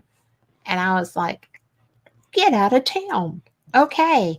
And again, that was one of those things that somebody asked me. I was asked to do this. And I'm like, I don't do readings. Why would you even ask me that? I'm not that person. Do you see anything here that says medium, psychic, I know things? No, you don't. And it was just like, well, you might see it. You're different. But, the average person on the street is not going to just walk up and say, hello. But that's so weird. When it's weird that it happens to you and you feel like you have to do it too. Yeah. It's just, do you think it's because it's such a real need? Yeah, I think so. I mean, I suppose by the very definition, a medium is like an intermediary or somebody that's in the middle of something, the living and the dead, I guess. And I think sometimes spirit can have such a sense of urgency that they have to put information across. You're picking up on that urgency. So it's almost like, you have a frantic spirit, or they're desperate to put information over. Not only are you getting the information, but you're also getting their desperation. So it's like you're getting both of those things. It's like a double whammy. And that's why you feel that need to pass it on. So it's not my need to pass the information on. I'm picking up spirit's need to pass the information on. I'm just being the mirror for it, and doing that. So yeah, and I think that's why sometimes you get information, and it happens. I get information, I'm like, oh, well, that's quite nice, but I'll just walk on. And then other times I'll get information, I'm like, no, I have to just say this. I need to pass this on because it's becoming so overwhelming. I actually did it at there was a psychic show in the local city, Stirling, near where I live, and it was another medium that was on the platform. He was doing it was a stage show. I like to go to these things as well. Maybe I'll get a message. Who knows? Right. But I'm standing, in the background, and there's a group of women in front of me, and the medium's doing his messaging, and he was brilliant, spot on the messaging. But he didn't come to the people in front of me. But because I'm standing right next to them, I know that there's a man in spirit next to them. And I know that he's the husband of one of the women. I know that he's the father of one of them. And, I knew the connections. And I could see how he was dressed. And he's basically waving at me like this. And he's going like this. He's like, so I know he's desperate to speak to them. But he can't get into the medium up on the stage because the medium's got a queue of people trying to speak to him. So this guy's like, oh, I've got no chance of speaking to him. Oh, wait a minute, there's a medium there. I'll speak to him. It's that path of least resistance thing. So I'm getting this, and I'm like, my God, and I'm like, with the people next to me, I'm like, I'm desperate to pass a message on to those people. And I'm like, just do it. And I'm like, I can't do that. It's somebody else's show. Anyway, I did wait until the end of the show, and everybody's departing and leaving, and I thought, I'm just going to go up to him, and I felt really awkward, and I'm going on, and I'm like, excuse me, I just want to speak to you for a minute, and I'm a medium, and I just want to say, and it all just came blurting out, and they're all like, thank you so much, we really needed that. Oh my gosh. We've got a lot of stuff going on in the family. This man had passed over. We really needed it. That's why we came across. We were so disappointed not to get the message from the medium. So not only am I getting the desperation from spirit, that human Wi-Fi, I'm picking up on the desperation of the group of women to get the message. The energy's just connected, and I was right in the middle of it, and that just happened. That's so neat. Yeah. That is so neat. When you did the event with the 500 people, was that like just a gallery reading where it was just luck of whoever got their reading? Yeah. Large audiences are very different, and I guess there's spirit connect and do different things when they come through. I go through a bit of a checklist, and some of them will come in and just give you the name, and that's the worst possible thing, because they'll come in and they'll say, my name's John. Now, could you imagine me standing on a stage with 500 people? Who knows John in spirit? And it's like, oh, I know a John in spirit. So I always like, well, give me a bit more information. Even direct me. Am I in that part of the room? Am I in the upper gallery? Am I in the bottom gallery? Am I on the left? Am I on the right? Am I looking for a male? Am I looking for a male? Sometimes I might give them more information. So they might say, my name is John, and I'm looking for Samantha, and she's sitting over in that area of the room. So, you're looking for multiple instances of information to try and narrow that down. They don't always give that. And what can also happen, and this can be frustrating for a medium, is you're getting this information, and people they come along to these things because they want to get a message. But when you actually point your finger at Samantha, she freezes. She's like, oh, it's like, oh, I'm like a rabbit caught in the headlights. Right. And, or you'll say something and they're like, no, I don't get that. I don't get that. And actually you're giving them information they don't understand. And afterwards they'll come up to you and say, I've just spoken to my mum on the phone and you were spot on.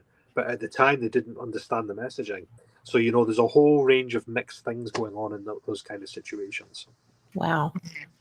I have been in large galleries, and I never get selected to get a message, which is really funny to me. But especially when I know the medium who's out there, but it's something that you can feel the need. You can feel the people who are like on the edge of their seats.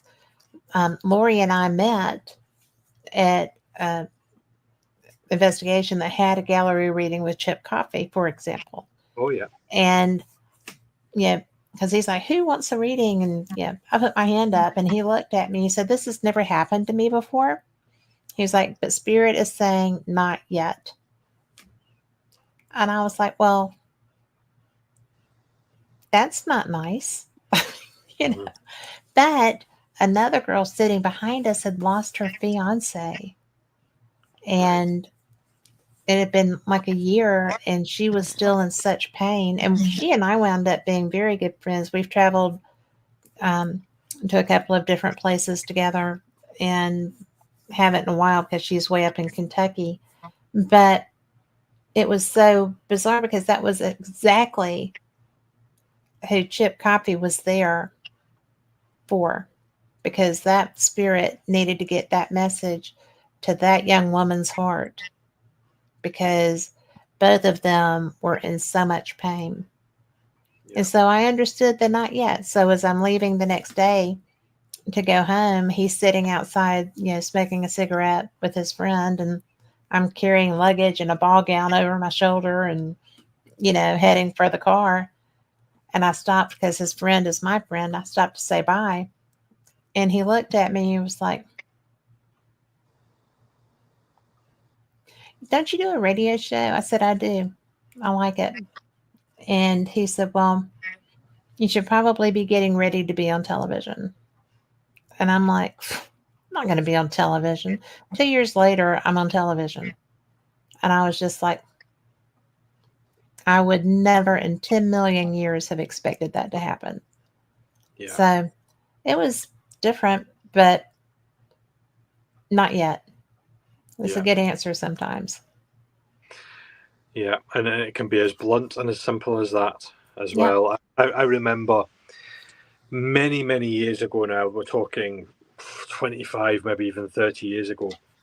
When you were a mere child.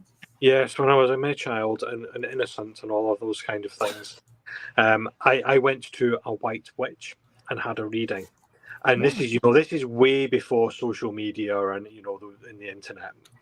And she used normal playing cards to do a reading. And she told me a load of stuff, and I'm like, at the time, I'm like, oh, all right, okay, whatever. Open to it because I was experiencing things, but, okay, we'll just see what happens. But the vast majority of things that she told me all those years ago have came true. And she told me at the time, when I sat down, she looked at me, she looked at her cards, and then she put her cards down and she went, "You can do what I can do." I'm like, "Can I?" And she's like, "Yeah." And she proceeded to tell me all the things that I would do as a medium. She told me that I would investigate the paranormal. She told me that I would be on the internet. Now, the internet was quite new back then, but obviously we're all on the internet now. She told me that I would have 11 houses, and I think I'm in house number 10 now. She also told me that I would have a job one day and I would work with David and Robert. That happened. I met David and Robert, were two close colleagues. Lots of things she told me happened. So, it's the strangest thing, isn't it? And I think, as a medium, you have to be open to those things as well, because people will say things to me. And I'm like, oh, right, okay, that's interesting. I'll take note of that. And I have to be open to it because, why would I not be open to those things? Because you know it's real. Because I know it's real. Exactly. Yeah. The strangest one I had was a tarot reader in New Orleans. And I'd never had a tarot reading because I don't do tarot.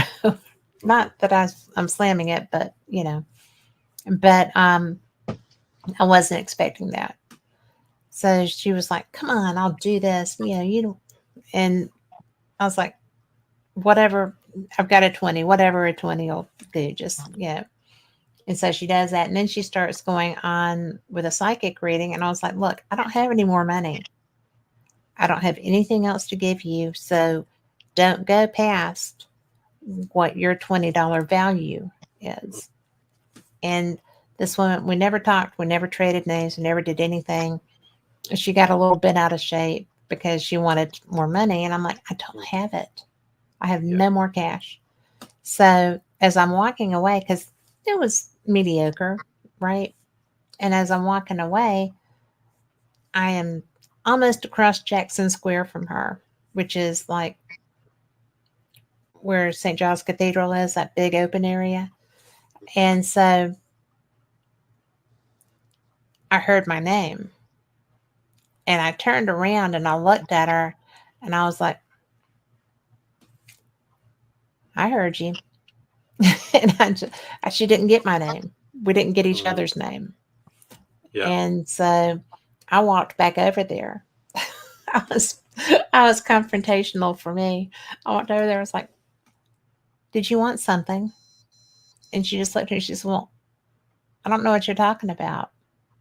I said, if you're going to use my name, you need to let me know why.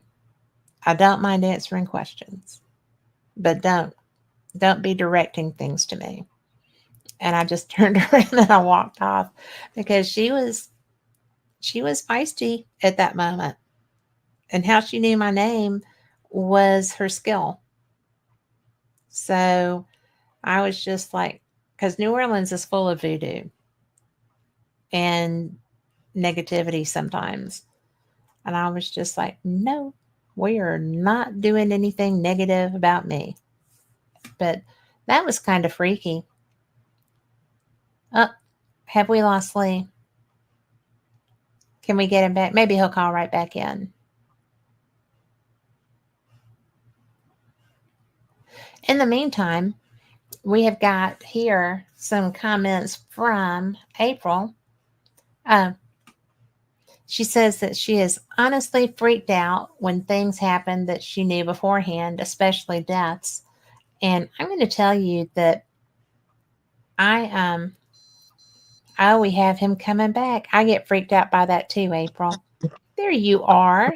You're going to have to hang on tighter, man. I know, that was bizarre. Spirit just came in as that cut off. I've now got the spirit of a man called Frank that's just came in here, and that was totally unexpected. So that was a bit bizarre. So I don't know who Frank is, but hello, Frank. He wouldn't be an uncle of mine, would he? All I know is that there's a man called Frank here, and he's basically saying, see Frank say. So. Hi, Frank. Is this somebody you know? Well, I have a great uncle named Frank, and I was just talking about him the other day. So he had a farm, and he used to take us out on tractor hay rides. Oh, there you go. So, is that him? It could possibly be him, but I can't guarantee it or say for certain. All I know is that a man came in and said, see Frank says hi. And that's the message. Okay. So there we go. Did you see what he looked like? I can't tell you what he looks like, but I can tell you that he feels quite big because I feel as if I'm getting crowded in. So he's quite a big guy. Is he trying to get on camera? He's kind of crushing me off a little bit as he's coming through here. Well. Yeah. Well, if that is my uncle, hello. Yeah. Did he used to wear a hat? Because I feel as I've got some sort of hat on. Like a ball cap and... Yeah, I feel like I want to take it off and just sort of wipe my brow. So yeah, because he was a farmer. Right. So, and that's why he had the tractor and the big wagon to pull us in. I always thought that was the coolest thing ever. And I actually, because the road that he lived on was named Frank Doss Road. And so when I was talking to one of my daughter lives out in that area. And so I was at one of my grandson's baseball games, and one of the dads is part of that family unit, I think. So he was like, were you out here? I was like, I was. And, my dad's uncle lived on Frank Doss Road. He was Frank. And some of my best memories were him pulling us around in a hayride. So maybe that's him. Maybe, yeah. I mean, the only other thing that I can add, and this is, just one of these instances where it's so bizarre, I'll just say it anyway. Are you aware of, did he used to make his own rope? Are you aware? Because I feel like I've got lots of thread, and I'm making some sort of rope with it. It would not surprise me, because if that's him, he had, including him, either 12 or 13 siblings in that family. Right. And each of them had a trade. My granddad and my grandmother each had large families like that. And each child on each side had a trade. We had masons, we had electricians, we had, one had a lumber yard, one made brick, Yeah. and that's how they built each other's houses. They all worked together to build their houses, electricians, plumbing, all of that. So they were both from very large families, and it was he was very cool. His son, which was my dad's cousin, also Frank, was somebody that was a lot of fun to be around. Yeah. So they were a prolific family. It's certainly a character, put it this way. Yes. Well, I hope that's him. I hope that that's who I think it is, because it's just funny, and it could be because I was just speaking of him this week. Yeah, and that happens as well. You know, you speak about them and they'll come forward. Yeah, that certainly happens. But I will take it. Yeah. Oh well, that was an expected bonus. Well, I'm sorry that he was kind of barreling over you. If he is he gone? He's still here, but he's just in the background. I would say he's quietly in the background, but he's not being quiet. I can't hear what he's saying, but I know that there's stuff that's coming. It's like he's trying to give things. He's trying to sing as well, but not doing a particularly good job of it. Well, if he is related to me, you got to know he's feisty. That apple didn't fall far from a tree. Yeah. But, you know, I've had just the best time with you. You're going to have to let me know if he lets you know that he's related to me. I will do. So. Well, if he decides to stand over me in the middle of the night and give me any more information, I will certainly pass it on to you. Well, you'll have to tell him that he has certain hours. Yeah. But Tom McNicholas says our background is making him dizzy. That's funny. If he pays attention, he might see a critter in the background too. But, you know, I am so fortunate to have you as someone I count as friend. Thank you for that. Yeah. And thank you for giving me free reign with conversation topics, because I just find you so fascinating. Yeah. And I appreciate that. Yeah. You know, it's been wonderful to talk to you. I think so too. I've just enjoyed you so much. And so you are the real Lee Dunn? What is your, I'm trying to pull it off the top of my head. Lee Dunn Official. Yes, Lee Dunn Official. Yeah. .com. And you can find all of his books on Amazon under Mr. Lee Dunn, which I'm so glad that you did that, because it's easy to find, because there was another Lee Dunn that was nothing at all like you with his writing. And so I just kept perusing until I found all of them. And I think that you're such a versatile writer. Everybody needs to go get these books. And if you do put together that primer, or, you know, whatever you're going to wind up calling it, I definitely want that, but it can't be too much weight that I can't get it home. I can send it in the post. Well, I just, I really enjoy you so much. Do you have anything you want to share before we go? It's been, you know, it's there's my light going off again. Spirit's probably Frank. Yeah, probably. Thanks, Frank. It's been wonderful to speak to you. I think we're probably only just scraping the tip of the iceberg on a lot of these conversations. Yes. Yeah, and you know, thanks for those that have asked questions and that have engaged and be patient and watched and listened to me talk as well. It's been wonderful to connect with everyone. Well, we will have to do this again sometime, because we really and truly, with all of your vast experiences, only touched the edge. So just got a toe wet. Yeah. So we'll have to do it. I'm still learning as well, and it's good to learn from other people and hear their experiences too. Well, You're the only person really that I know that I can share something with and say, what do you think? Because my husband just watches it happen and he's kind of like, didn't know that could happen.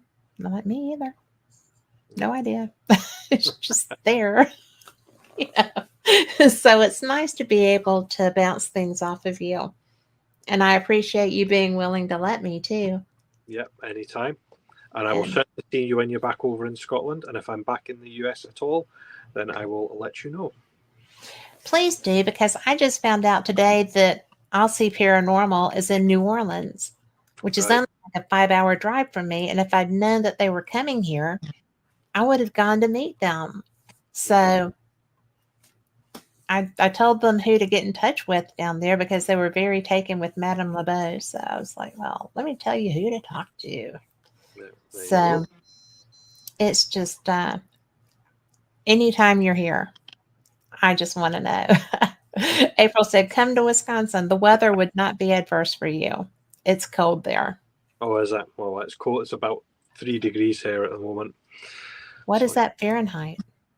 oh, you're testing me now. No idea. It's pretty It's cold. cold. Not quite freezing, but close to it. Yes. Well, no, thank you. That's why I come in the summer. So, but thank you again for everyone who has listened to us. We so appreciate you. You're the reason we do this, and y'all be blessed. Have a great week, and just look for the good. Likewise, Bye. you too. Thanks, everyone.